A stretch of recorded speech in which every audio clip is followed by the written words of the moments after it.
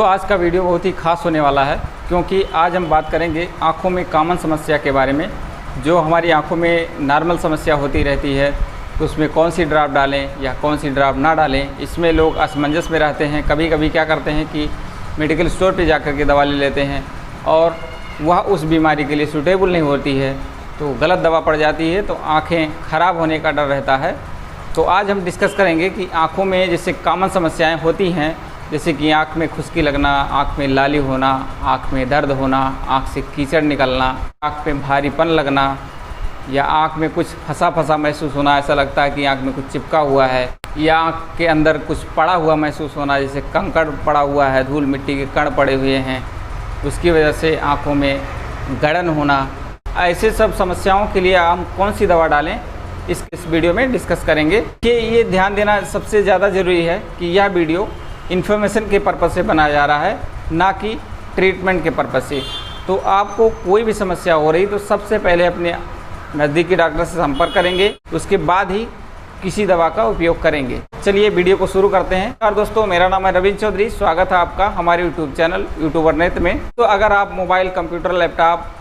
ज़्यादा यूज़ करते हैं या ज़्यादा काम करते हैं, या आप मार्केटिंग का काम करते हैं, धूप में ज़्यादा चलना पड़ता है, या दिन भर धूप में ही रहता है, या रात के समय में आपकी आँख फ्रेश नहीं लगती है, लेजीनेस लगता है, आँख में ऐसा लगता है कुछ भरा हुआ है, आँख के अंदर कुछ पड़ा हुआ है, आँखें थकी हुई महसूस होती हैं, तो कुछ इस टाइप की यदि फीलिंग आ रही है तो इसका मतलब आपकी आँखों में ड्राई आई की समस्या है। तो आप इसके लिए कुछ अच्छा लुब्रिकेंट यूज कर सकते हैं, जैसे कि लुब्रेक्स हो गया, एटीयर हो गया, फ्लोजेल हो गया, रिफ्रेश टीयर हो गया, रिफ्रेश लिक्विड जेल हो गया। तो इन सब लुब्रिकेंट आई ड्रॉप को आप दिन में 3 से 4 बार यूज़ कर सकते हैं,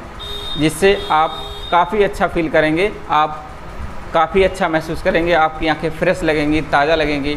और विजन बिल्कुल क्लियर होगा। इन ड्रॉप्स को यूज़ करने के बाद भी यदि आपको दिक्कत हो रही है, मार्केट में कुछ इस तरह के लुब्रिकेटिंग जेल उपलब्ध हैं, जिसे आप यूज करके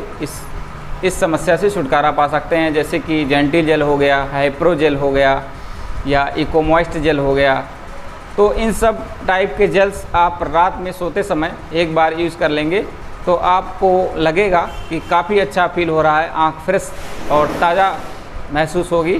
चीज़ ये लुब्रिकेंट्स और जेल यूज़ करने के बाद भी यदि आपको ड्राई आई की समस्या हो रही है या आँख सूखा सूखा लग रहा है, ओमेगा 3 फैटी एसिड कैप्सूल आप यूज़ कर सकते हैं। इस कैप्सूल को रेगुलर यूज़ करने पर आपको इस समस्या से निजात मिल सकता है और आँख पूरी तरीके से फ्रेश हो जाएगी और समस्या ख़त्म हो जाती है। अगर ये सब चीज़ें यूज़ करने के बाद भी समस्या बनी हुई है, आँख लाल हो रही है, आँख में खुजली हो रही है, आँख से पानी आ रहा है,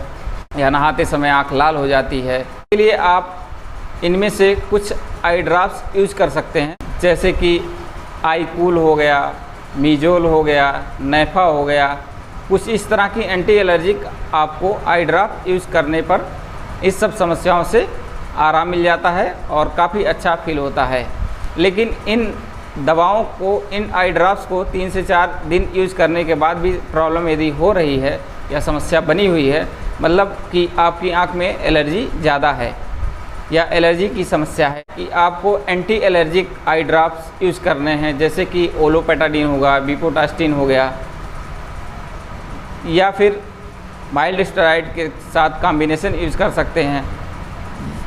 इन दवाओं के उपयोग से 1 हफ्ता प्रॉपर उपयोग करने पर 3 से 4 बार इससे पूरी तरीके से निजात मिल जाता है या आराम मिल जाता है। लेकिन अब एंटी एलर्जिक दवाओं के यूज़ करने के बाद भी हफ्ता दिन बीत गया, उसके बाद भी समस्या कहीं ना कहीं बनी हुई है, आँख बहुत ज़्यादा लाल है, आँख में कीचड़ आ रहा है,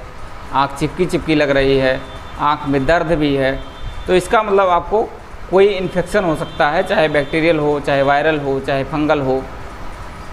तो इसके लिए आपको कुछ एंटीबायोटिक्स यूज करने पड़ सकते हैं, जैसे कि मॉक्सीफ्लक्सासिन हो गया, बीगामॉक्स हो गया, मॉक्सीसिप हो गया, एप्ड्रॉप हो गया। तो इन सब एंटीबायोटिक को 3 से 4 बार यूज़ करेंगे तो आपको इससे निजात मिल सकता है, आप इस समस्या से उबर सकते हैं। दूसरी चीज़, कभी कभी क्या होता है कि आँख में कुछ पड़ जाता है, जैसे जेल टाइप में है, तो एक चीज़ आपको विशेष ध्यान देनी है, जिस टाइप का इन्फेक्शन होगा, जितना सीवियर इन्फेक्शन होगा, उस हिसाब से डोज डॉक्टर मेंटेन करेंगे। आप अपने डॉक्टर के अनुसार ही चलेंगे, ना कि जो हमने डोज बताया है उसके हिसाब से चलेंगे। तो दोस्तों, अब कुछ कंडीशन में किसी की आँख में कुछ पड़ जाता है, कोई केमिकल पड़ गया, जैसे कि फेविक्विक हुआ या कोई ऑयल हुआ, चाहे डीजल, पेट्रोल या और कोई केमिकल सब्सटेंस पड़ जाता है आँख में, तो फर्स्ट ऑफ ऑल उसे वॉश करना होता है। आँख को पूरी तरीके से साफ़ किया जाता है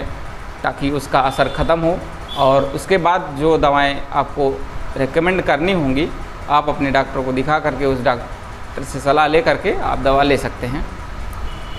दूसरी चीज़ का कभी कभी क्या होता है कि गांव में कुछ लोग काम करते हैं, कभी गन्ने का पत्ता लग जाता है, तो कभी लोहे का बुरादा लग जाता है, तो कभी गेहूं लग जाता है, कभी धान की पत्ती लग जाती है। तो ऐसे केस में यदि कोई फॉरेन बॉडी आँख में टच हो रहा है और कार्निया पे टच हो गया है, कार्निया को स्कार कर गया है, तो ऐसे में आपको anti fungal eye drops use करना ज़रूरी हो जाता है। यदि आप एंटी फंगल यूज़ करेंगे तो आपकी आँख सुरक्षित हो सकती है या आपकी आँख बच सकती है, नहीं तो आपको फंगल इन्फेक्शन होने पर आँख में सफ़ेदी आने का डर है और रोशनी कम हो जाने का खतरा बना रहता है। वीडियो अगर पसंद आया हो तो एक बार लाइक कर दीजिए, और चैनल पर नए हैं तो रेड वाला बटन दबाकर सब्सक्राइब कर लीजिए। बगल में एक बेल आइकन आएगा, उसको प्रेस कर लीजिए, ताकि कोई भी आँख से संबंधित वीडियो आपके सामने मैं रखूँ तो उसका नोटिफिकेशन आपको तुरंत मिल जाए। इसी के साथ वीडियो को समाप्त करते हैं। धन्यवाद, नमस्कार, जय हिंद।